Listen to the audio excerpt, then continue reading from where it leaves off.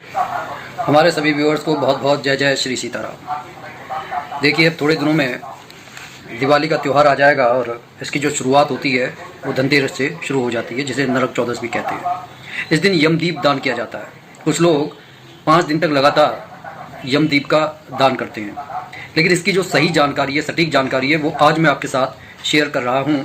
तो वीडियो को लास्ट तक जरूर देखें और जो व्यूअर्स नए हैं इस चैनल पर, कृपया चैनल को सब्सक्राइब जरूर करें। हम सनातन धर्म से जुड़ी हुई जानकारी आपके सामने प्रेषित करते रहते हैं और हमारी कोशिश ये रहती है कि हमारे जीवन में सुख समृद्धि का विकास हो।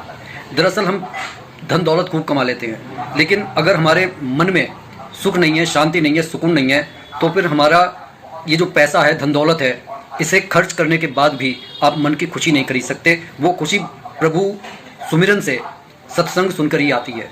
और जब हमारे पास थोड़ी अपने धर्म के बारे में जानकारी होती है तो आपको ये जानकर बड़ा हर्ष होगा कि जब हम प्रभु के नित्य कर्म में लगे रहते हैं तो मन अपने आप ही आनंद से भरा रहता है। कारण सिर्फ एक है कि हमारा ध्यान भटकता नहीं है, हम निश्चित रूप से हम प्रभु चरणों में लगे रहते हैं। कभी एक बच्चा जो भरे मेले में अपने पिता के साथ, माता के साथ घूम रहा है, कभी आपने उसको रोते हुए नहीं देखा होगा। वो सिर्फ उसी समय रोता है, उसी समय दुखी हो जाता है अगर उसकी उंगली छूट गई है और वो मेले में भटक गया है।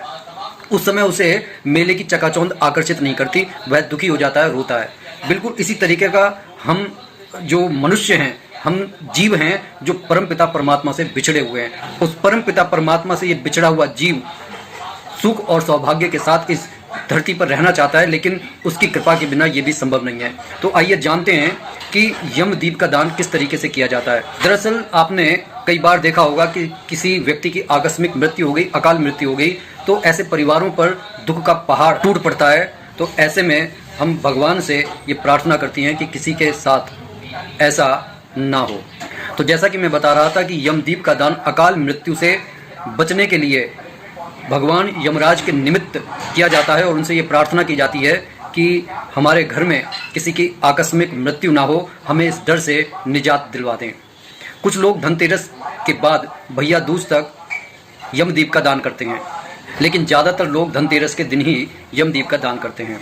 इसके लिए गेहूं के आटे का दीपक बनाया जाता है जो चौमुखा होता है। ऐसी मान्यता है कि तामसिक तरंगे जो होती हैं, उसी की वजह से घर में सुख, ये जो तामसिक तरंगे होती हैं वो घर परिवार के सुख समृद्धि में बाधक होती हैं और अकाल मृत्यु का ये कारण भी बनती हैं। हमारे शास्त्रों में ये मान्यता है कि गेहूं के आटे का बना हुआ जो दीपक है वो तामसिक तरंगों का शोषण कर लेता है, जिससे परिवार में ना सिर्फ सुख समृद्धि की बढ़ोतरी होती है बल्कि अकाल मृत्यु भी टल जाती है।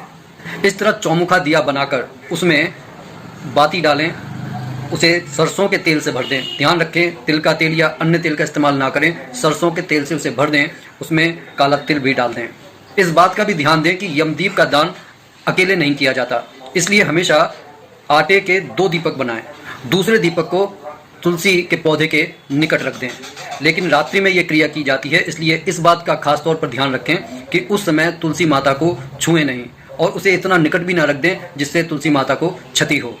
अब दीपक को प्रज्वलित करने के बाद मंत्र बोलें, ओम दीप ज्योति नमः, या फिर अगर इस मंत्र को आप याद करके बोलें तो बहुत ही शुभ फल देने वाला है। शुभम करोति कल्याणम आरोग्यम सुख संपदा शत्रु बुद्धि विनाशाय दीपम ज्योति नमस्तुते। अक्षत पुष्प से उनकी पूजा करें, धूप दीप दिखाएं और फिर प्रणाम करें। एक बात का और खास तौर पर ध्यान रखें कि यमदीप का दान खुले में किया जाता है, दक्षिण दिशा की तरफ किया जाता है, जहाँ पर कुआं, तालाब, नदी या कोई नहर होती है। लेकिन क्योंकि शहरों में ये संभव नहीं है, इसलिए खुली सड़क पर इसका दान करें।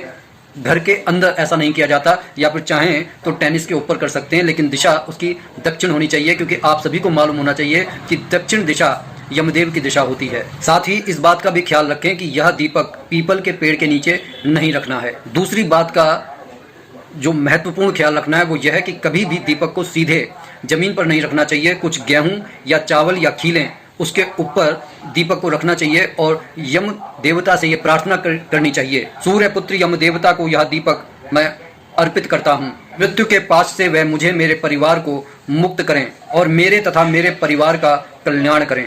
इस तरह यम देवता को दीप अर्पित करने के बाद पूजा शुश्रूषा करने के बाद जो दूसरा दीपक है उसे तुलसी माता के निकट रख देना चाहिए, जिससे घर में भरपूर धन धान्य सुख समृद्धि की बढ़ोतरी होती है। ऐसी प्रार्थना करने के बाद हाथ जोड़ लें। कैसी लगी ये जानकारी कमेंट करके जरूर बताइएगा। बोलिए जय जय श्री सीताराम।